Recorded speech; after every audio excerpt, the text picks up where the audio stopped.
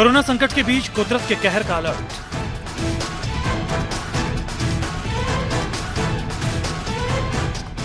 चक्रवाती तूफान एम्फॉन से कई राज्यों में दहशत।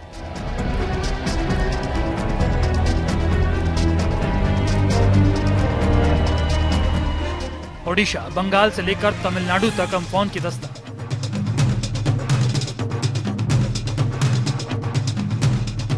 एक तरफ हिंदुस्तान की करोड़ों की आबादी कोरोना के कहर से जूझ रही है, वहीं दूसरी तरफ देश के कई राज्यों में अब एम्फॉन तूफान का खतरा मंडरा रहा है। आशंका जताई जा रही है कि जब ये तूफान ओडिशा के तट से टकराएगा तो भारी तबाही मचेगी।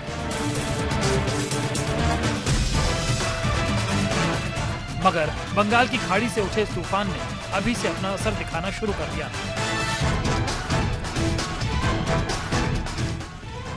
उड़ीसा और बंगाल में कई जगह तेज आंधी और बारिश हो रही है, तो दक्षिण भारत के इलाकों में समंदर में ऊंची ऊंची लहरें उठने लगी हैं।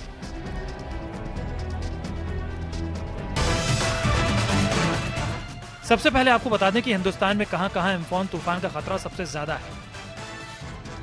ये तूफान ओडिशा के गंजम, गजपति, पुरी, जगत सिंहपुर, केंद्रपाड़ा, भद्रक, बालासोर, मयूरभंज, जाजपुर, कटक, नयागढ़ से होकर गुजरेगा। यानी ओडिशा के इन जिलों में खतरा सबसे ज्यादा है। ओडिशा से टकराने के बाद एम्फॉन पश्चिम बंगाल से गुजरेगा। पश्चिम बंगाल के जिन इलाकों में यह तूफान सबसे ज्यादा कहर बरपा सकता है, उनमें north 24 Pargana, south 24 Pargana, Kolkata, east Midnapore, waste Midnapore, Howrah और हुगली शामिल हैं। मौसम वैज्ञानिकों की माने तो एम्फॉन तूफान साइक्लोन में तब्दील हो चुका है और फिलहाल उड़ीसा के पारादीप से 760 किलोमीटर दूर बंगाल की खाड़ी में मौजूद है। ये साइक्लोन करीब 13 किलोमीटर प्रति घंटे की रफ्तार से आगे बढ़ रहा है, जो पश्चिम बंगाल के सागर द्वीप और बांग्लादेश के हटिया द्वीप के बीच से गुजरेगा। मौसम विभाग के मुताबिक कल यानी मंगलवार को बंगाल के तटीय जिलों में 60 से 65 किलोमीटर प्रति घंटे की तेज रफ्तार से हवाएं चल सकती हैं। तूफान की रफ्तार बुधवार को बढ़कर 95 किलोमीटर तक हो सकती है, जिससे भारी नुकसान का अंदेशा है। लिहाजा इसे लेकर पश्चिम बंगाल, ओडिशा के तटवर्ती इलाकों में हाई अलर्ट जारी कर दिया गया है और अगले 24 घंटे तक मछुआरों को समंदर से दूर रहने की हिदायत दी गई है। इसके अलावा एम्फॉन के खतरे को देखते हुए एनडीआरएफ ने 10 टीमों को ओडिशा के 7 जिलों में भेजा है, जबकि 10 टीमों को स्टैंड बाय पर रखा गया है।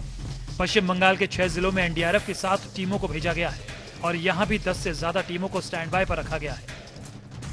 In Orissa, the deployment is in 7 districts and a total of 12 teams are deployed. In West Bengal, the deployment is in 6 districts and a total of 10 teams are deployed. NDRF के साथ सशस्त्र बल और coast guard को भी alert पर रखा गया है। साथ ही विशाखापट्टनम में भारतीय नौसेना के जहाज भी अलर्ट मोड पर है। इसके अलावा केंद्र सरकार लगातार एम्फॉन के मूवमेंट पर नजर बनाए हुए है और समीक्षा बैठकों का दौर जारी है, ताकि एम्फॉन तूफान के असर को आगाज के साथ ही रोका जा सके। खबर भारत, शपथ सत्य की।